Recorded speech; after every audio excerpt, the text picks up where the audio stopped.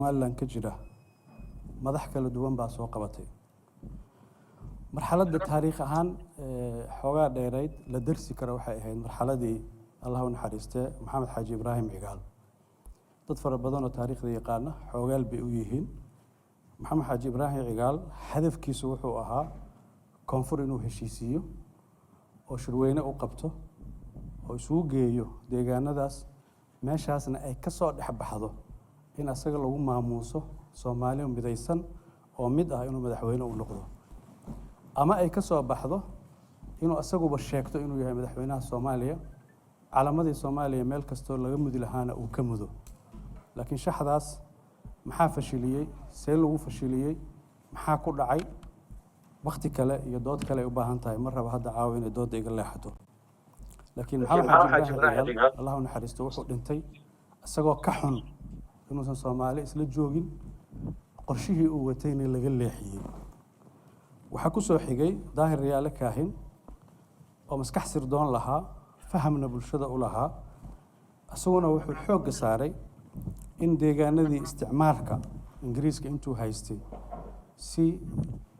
dhammaystiran uu wada gaaro kabacdina uu abuuro deganaansho siyaasadeed uu abuuro deganaansho dhaqaale dhulkii ay Ingiriiska xukumi jireenna uu gaaro meeshaas markuu gaarayna wuxuu rabay inuu bilaabo lobby iyo shirkado inuu inta raadiyo oo yiraahdo hal ila raadiyo in Somaliland la aqoonsado waxa ku soo xigay Silaanyo wuxuu helay la talin sharci ah la talin siyaasadeed iyo khubaro wuxuuna fahamsanaa hadday noqoto wax la yiraahdo i'tiraaf inay xamar ka soo jirto meel kale loo dooni karo inaysan jirin waatuu sameeyay in wada hadaladii la furay golayaasha Somaliland la geeyay la wada ansixiyay wada hadaladii u horeysayna la furay ilaa waa dhaweeyna ay wada hadaladaas socdeen wada hadaladaas hadafkeedu wuxuu ahaa war xalkanaga Muqdisho yaala meel kale adduunyada kamid ah oo aan ka heli karno ma jirto haddii Silaanyo uu baxay Allah u naxariisto waxaa yimid Muuse Biixi wuxuu ku sifaysan yahay inuu yahay Gorbachev-kii midowga Soviet kala diray Somaliland asaga kala diray deegaanadii dhibaato ka dhex sameeyay bulshadiina isku dhex burburiyay meelaha qaarna weeraray waad garanaysaan wixii uu laasacaanood ka geystay oo hadduu diyaarada haysan lahaa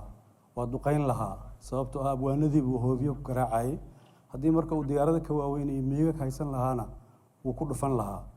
taas wuxuu asagu noqday ninkii Somaliland deegaan ahaan iyo juqraafi ahaan u sii kala baabi'iyay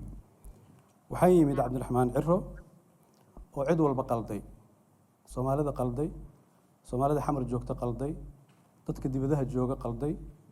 xataa dunidu waa koox siyaasadeed kooxda hadda uu la dagaalamaya qalday dawladaha islaamka ah ee haddeertan ka soo horjeeda dad kuwii waxa laftigooda uu soo qalday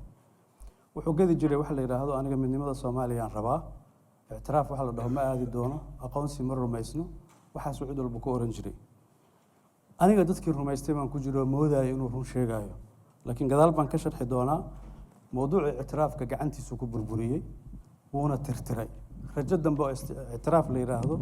oo reer Somaliland u imaan doontana ma jirto markii la gaaraan markaan hadalkaan sii wadaana sharxi doonaa laakiin asagu wadadii la filayay inuu midnimo la soo aado Soomaali isku soo celiyo wada aan ahayn buu aaday oo qardajeex ah oo wixii hankii xataa ay lahaayeen ama sharci ah waada ama sharci darro ah ahaade asaga gacantiisa ku burburiyay reer Somaliland iyo shacabka Somaliland iyo waxgaradka Somaliland waxa la rabaa inay fahmaan waa dhowr qodob qodobka koowaad waxa waaye i'tiraafkan Israa'iil ay bixisay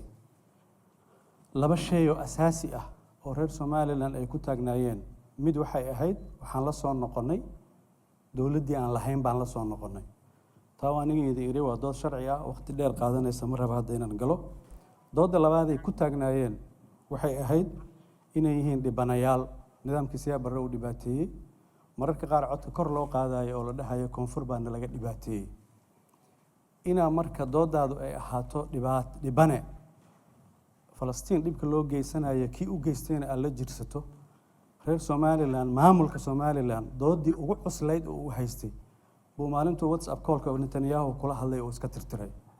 sida darteed dad fara badan oo waxgarad ah oo reer koonfur ah ama Soomaaliya oo dhan ah oo anigu aan ku jiro markaan dibadaha marayno meelo badan aan tagayno oo la yiraahdo maxaa aqoonsi annagoo hoos fiirinaynaan waxaan oran jirnay waa la dhibaateeyey dhibaatadoodana in xal loo helo waayo laakiin maanta ma u malaynaysaa in hoos la fiirinayo qofka Soomaaliga ah markuu dibadaha tagana hadda waxaa la bilaabay in la weydiiyo adiga reer Somaliland baa tahay mise reer Jumhuriyadda waxaa tahay Muqdisho tahay sidaa darteed kaarkii ugu weynaa ee ugu cuslaa ee macnaha sameynaya wuxuu ahaa